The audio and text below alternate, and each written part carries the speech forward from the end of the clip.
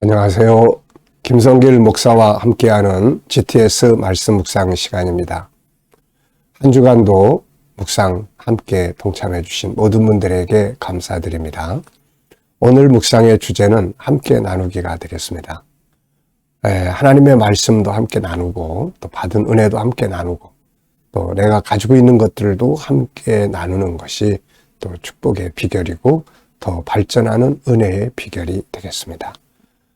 사해바다라고 하는 것은 물이 들어가서 나가는 곳이 없어가지고 물이 고여있다 보니까 죽은 바다처럼 돼버리고 있는 거죠. 하나님의 말씀과 은혜가 우리 안에 들어와 있으면 또 이걸 흘려보내는 것이 아주 중요한 일이 되겠습니다. 자, 오늘도 그러면 그림을 먼저 정리를 하겠습니다. 자, 그림의 주제가 붙어 있는데요. 영원한 삶에 대한 신앙 고백입니다. 영원한 삶에 대한 신앙 고백. 참 천국 새 예루살렘 성, 하늘에는 하늘의 천국의 수도가 되는 새 예루살렘 성이 있는데요. 계시록 21장에서 이제 이런 내용을 잘 보여주고 있습니다. 이것을 그림으로 그린다는 게, 인간이 표현한다는 게 사실 참 불가능한 일인데 나름대로들 또 이렇게 그려서 우리에게 또 하늘의 실상을 좀 이해하는 데 도움이 되게 하고 있습니다. 자, 이 그림은 바로 하늘의 새 예루살렘 성, 천국의 모습을 보여주고 있는 그림인 것 같아요. 자, 먼저 제목을 정하고 느껴지는 것들을 적어보시기 바랍니다. 저는 제목을 천국과 영생 이렇게 적어봤어요. 천국과 영생. 자, 그리고 이제 의미를 세 가지를 적어봤습니다. 천국과 영생은 인간의 본질적 욕구다. 인간의 본질적 욕구다. 전도서 3장 11절에는 하나님이 사람에게 영혼을 사모하는 마음을 주셨다. 이렇게 말씀하고 있죠. 그래서 인간의 본질적 욕구가 바로 천국과 영생이에요. 자, 두 번째는 천국과 영생이 없다면 인간은 만족하지 못한다. 이게 본질적 욕구이기 때문에 만족하지 못해요. 그래서 사람은 이 세상의 것들만을 가지고는 절대로 만족을 못합니다. 이 세상의 것이 본질이 아니기 때문에 이거는 일하는 데 필요한 일용할 양식에 불과한 것들이기 때문에 이것만을 추구하는 사람들은 절대 만족을 못합니다. 그래서 우리가 하늘의 것을 다 내 마음에 품고 이 땅의 것들을 내가 일하기 위한 도구들로 사용할 수 있을 때 행복한 삶을 살 수가 있는 거죠. 세 번째는 인간이 찾고 있는 것은 결국 천국과 영생이다. 같은 의미입니다. 우리 인간은 이걸 찾기 위해서 노력하고 있어요. 에덴에서 쫓겨난 다음에 인간은 잃어버린 에덴을 찾기 위해서 유토피아라는 이름을 가지고 오늘날까지 노력해오고 있습니다. 그러나 인간의 힘으로는 이걸 찾을 수가 없죠. 천국은 바로 복음, 하나님의 말씀 속에 계시되어 있는 것이기 때문에 우리가 성경을 통해서 천국을 볼 수가 있게 됩니다. 자, 두 번째는 분석입니다. 눈에 보이는 것은 하늘나라 천국, 하늘의 예루살렘 성, 아주 황금성으로 그려놨어요. 수많은 성도들의 손이 있습니다. 또 빛나는 하늘의 모습, 그리고 보이지 않는 부분에는 삼위일체 하나님, 성부, 성자, 성령, 그리고 수많은 천군 천사들, 구원받은 성도들의 모습, 그리고 새 예루살렘 성의 내부, 그리고 성도들의 영광, 성도들이 누리게 될 영광이 있습니다. 그리고 또 우리에게 주는 소중한 교훈들도 이 안에 들어있는 거죠. 세 번째입니다. 그림에서 가장 중요한 것은 무엇인가요? 그림에서 가장 중요한 것은 무엇인가요? 저는 천국과 영생 이렇게 적어봤습니다. 자, 네 번째는 연상법 훈련하기입니다. 연상법 훈련하기. 자, 그래서 이 그림을 보시면서 떠오르는 성경 구절이나 혹은 떠오르는 장소나 현장 생각해 보시기 바랍니다. 자, 저는 먼저 히브리서 12장 22절 이거 보는 순간 히브리서 12장 22절이 딱 떠올라요. 하늘의 도성, 하나님의 도성, 하늘의 새 예루살렘 성. 하늘의 새 예루살렘 성이라고 바울은 분명히 밝히고 있습니다. 계시록 21장 1절, 2절 새하늘과 새 땅, 또 하나님의 새 예루살렘 성이 내려오는 장면이죠. 또 갈라디아 4장을 보면은 바울 사도는 위에 있는 예루살렘 이렇게 이야기해요. 아래에 있는 예루살렘, 위에 있는 예루살렘. 지금 팔레스틴에 있는 예루살렘은 하늘에 있는 새 예루살렘 성의 모형이 되는 것입니다. 그래서 우리가 성지순례를 가서 그 예루살렘을 보면 저기에 실물이 바로 저 하늘에 있는 새 예루살렘의 성이구나 하면서 계시록 21장 2절의 내용을 떠올려 보시면 됩니다. 자, 그리고 계시록 7장 9절에 수많은 성도들이 그 앞에 모여 있는 장면이죠. 자, 천국을 바라보고 살았던 믿음의 사람들, 우리가 성경의 인물들, 아담부터 시작을 해서 모든 믿음의 사람들은 하나님이 이루실 하늘의 나라를 바라보고 살았습니다. 또 천국과 제 인생에 대해서도 좀 생각을 해봤어요. 천국과 제 인생의 여정은 참 떼어놓을 수 없는 그런 관계를 가지고 살았습니다.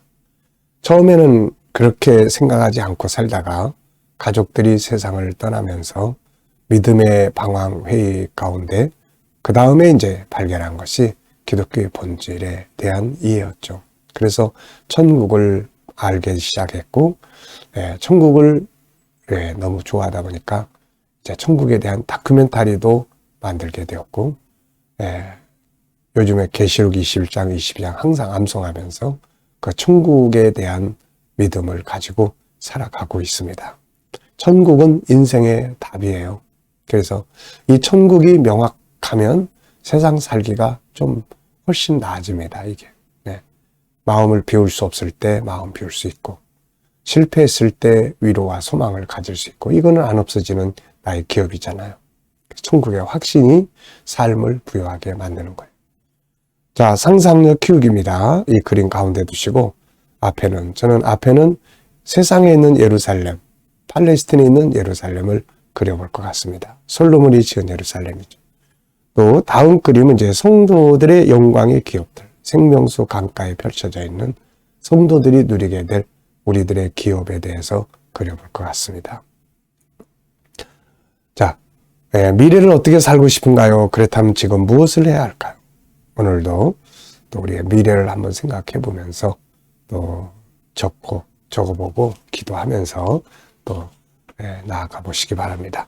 자, 사도신경을 이제 우리 한번 또 다 같이 읽어보도록 하겠습니다. 이건 항상 우리가 외우는 것이니까 다 기억하실 거예요.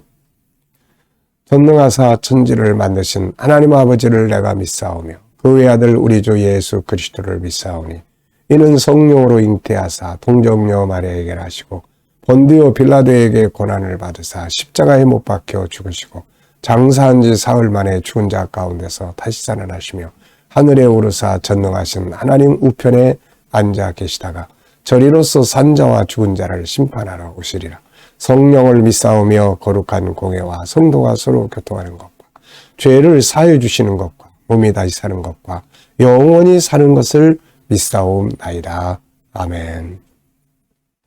어제 감사한 일들 적어보시고 오늘 감사한 일들 적어보시고요. 미래에 감사한 것들도 또 쭉 적어보시기 바랍니다. 자, 오늘 본문 전체에서 긍정의 요소나 단어를 찾아서 적어보시기 바랍니다.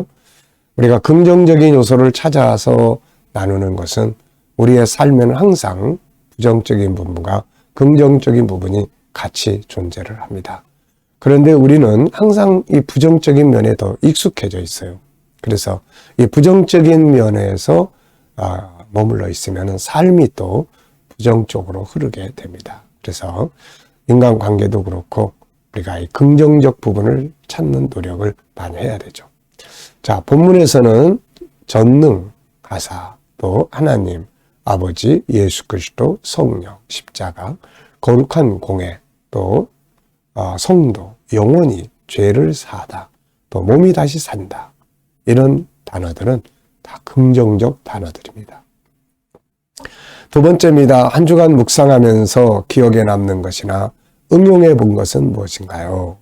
저는 이 사도신경 중에서도 제일 좋은 내용이 마음에 와 닿는 내용이 첫 번째 단어네요. 전능하사 천지를 만드신 하나님 아버지를 내가 믿사오며. 아버지에 대한 기억이 여러분들은 어떤 기억을 가지고 있으십니까?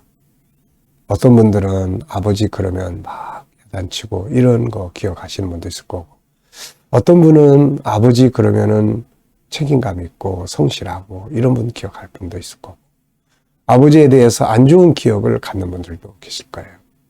그런데 아버지가 이런 분이라면 얼마나 좋을까요? 전능하신, 능력이 크신 분, 그리고 만물을 창조하신 분, 그리고 아버지, 이렇게 하신 분이 아버지라면 얼마나 힘이 있고 자신감 있고 하겠어요. 네, 참 우리가 그런 믿음으로 세상을 살아야 합니다. 세 번째입니다. 자, 본문의 내용 설명해 보기에, 본문은 초대교회로부터 내려온 성도들의 신앙 고백이다. 이 속에는 우리가 믿어야 될 삼위일체 하나님, 성부, 성자, 성령에 대한 신앙 고백이 들어있고, 무엇을 믿는지에 대한 믿음의 내용이 들어있다. 그리고 믿음의 방법들이 담겨져 있다. 이렇게 그 내용을 적어봤습니다. 본문 암송해 보기에, 이건 뭐 누구나 다 외우시겠죠. 자, 한번 또 외워보겠습니다. 전능하사 천지를 만드신 하나님 아버지를 내가 믿사오며 그 외아들 우리 주 예수 그리스도를 믿사오니 이는 성령으로 잉태하사 동정녀 마리아를 하시고 본디오 빌라도에게 고난을 받으사 십자가에 못 박혀 죽으시고 장사한 지 사흘 만에 죽은 지 사흘 만에 다시 살아나시사 하늘에 오르사 하나님 보좌 우편에 앉아 계시더니 저리로서 산자와 죽은 자를 심판하러 오시리라. 성령을 믿사오며 거룩한 공회와 성도가 서로 교통하는 것과 죄를 사하여 주시는 것과 몸이 다시 사는 것과 영원히 사는 것을 믿사옵나이다. 아멘. 네.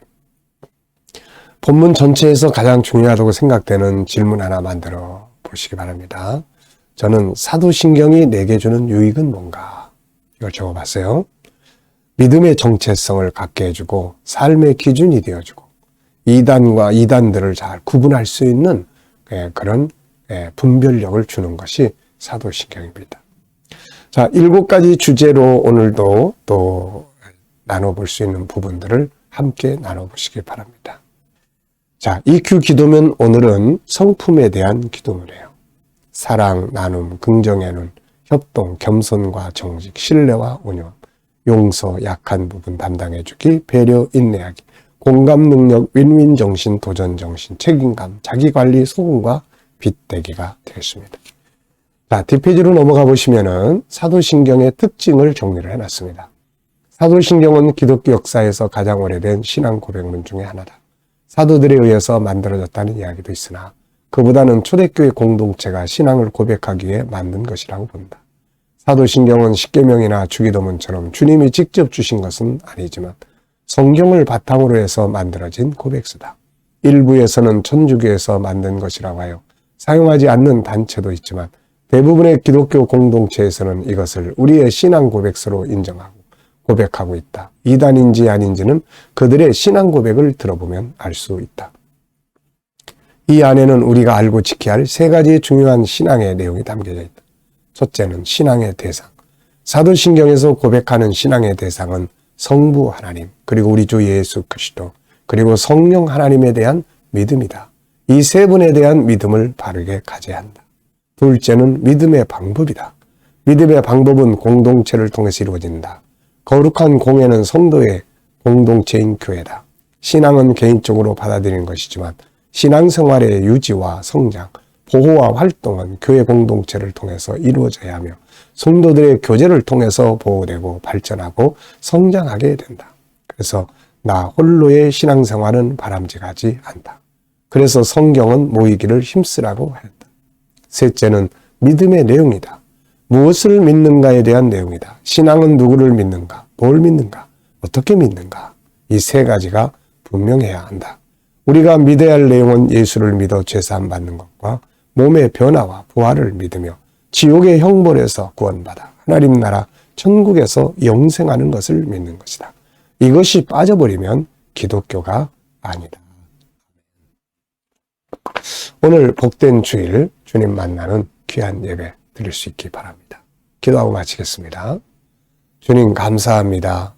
오늘도 거룩한 주일을 우리에게 허락하여 주셨사오니 성도들 어느 곳에 있든지 예배에 다 참여하고 주님을 만나는 살아있는 예배가 되게 하여 주시옵소서. 감사하며 예수님의 이름으로 기도하옵나이다.